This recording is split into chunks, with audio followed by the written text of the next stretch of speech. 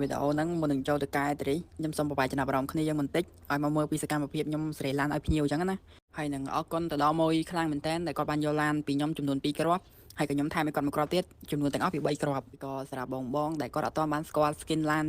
មិនដែលគេហៅថា skin ឡានកម្រអញ្ចឹងណាគឺវា skin បែបហ្នឹងបងគាត់តែមើលដឹងហ្មងហើយមានទាំង anime ធ្លុះកញ្ចក់អីចឹងណាបើថាយកមកពីក្នុងផែនដីវាមានដែរតែបើថារកមកកណ្ដាលថ្ងៃបានមួយអីយើងសំណាងហើយហ្នឹងតែពេលខ្លះសំណាងទាំងដែល anime វាអត់ទៅស្អាតតែបើអានេះខ្ញុំគិតថាវាអែមហើយព្រោះនៅក្នុងផែនដីវាអត់មានវាកម្រសំណាង1គ្មាន10ចឹងណា and then ពេលខ្លះយើងរកមកឡានហ្នឹងម៉ាស៊ីនស៊ីនរបស់វាគឺតូចឯងតែដល់ពេលយើងយកមកពីផែនដីសេតតែប៉ះឡានហ្នឹង anime ស្អាតកប់តែម៉ាស៊ីនតូចម៉ាស៊ីនដូចម៉ាស៊ីនស៊ីនរបស់វាយើងយកមកពី stock ក្រៅហ្នឹងណា and then គឺតរីអត់កើតទេបានតែល្អមើលគឺអត់ល្អស៊ីចឹងណាហ្នឹងហើយខ្ញុំនិយាយថាវាសំណាង1គ្មាន10តែបើថាយើងយកមកពីផែនដីវា anime ស្អាតគឺកែម៉ាស៊ីនដាក់ម៉ាស៊ីនធំតែក៏ប៉ិតអាឡានហ្នឹងរបៀបថាឡានហ្នឹងម៉ាស៊ីនស៊ីបវាតូចទេតែបើយើងយកមកផែនដីមកគឺកែម៉ាស៊ីនមកដាក់ម៉ាស៊ីនធំអាហ្នឹងយើងចំណេញយើងសំណាងហើយហ្នឹង and then គឺយើងអាចកែតរីបានអាហ្នឹងវាមិនល្អមើលអត់ល្អស៊ីណាអាហ្នឹងល្អទាំងមើលល្អទាំងស៊ីតែបើថាដូចនិយាយមុនហ្នឹងវាមាន anime មែនតែម៉ាស៊ីនតូចអាហ្នឹងមិនយើងចាត់ទុកថាវាល្អមើលតែអត់ល្អស៊ីទេត្រូវ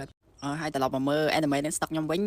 គឺ anime មែនតែម៉ាស៊ីនចង់ឡានតូចម៉ាស៊ីនតូចមិនតែគេកែមកពីនោះមកគឺដាក់ធំហើយគឺដឹងតែត្រីបាន 100% សឹងថា9គ្មាន10ហើយ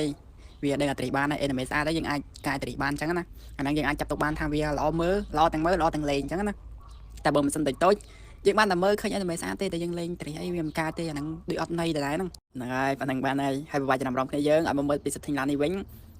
បើឡាននេះមានឈ្មោះថា GTO R33 គ្នាយើងហើយឡានហ្នឹងប៉ណ្ណឹងក៏បានត្រីក៏បានលេងពពុះផ្សងប្រេងក៏បានវា direct ហ្មងគឺអែមមកចប់ហ្មងពពុះ GTR ឡានណាក៏លេងបើអែមមកចប់ដល់គ្នាហ្នឹងគាត់ថាឡានល្បីគ្នាយើងល្បីមិនល្បីត្រីល្បីប៉ុណ្ណឹងតែខ្ញុំកែវាមកដាក់ត្រីចឹងហើយមើល setting អាចមើល setting តាមហ្នឹងបានកែនិយាយរួមទៅកែមួយតាមខ្ញុំអញ្ចឹងទៅបើសិនជាមិនទាន់យើងអាចស្កប់វាបានហើយសម្រាប់កាឡាកង់ឡាននេះខ្ញុំអត់ទាន់បានប្រសឹកវាទេហើយខ្ញុំអត់លេងដាក់បញ្ចូលដែរ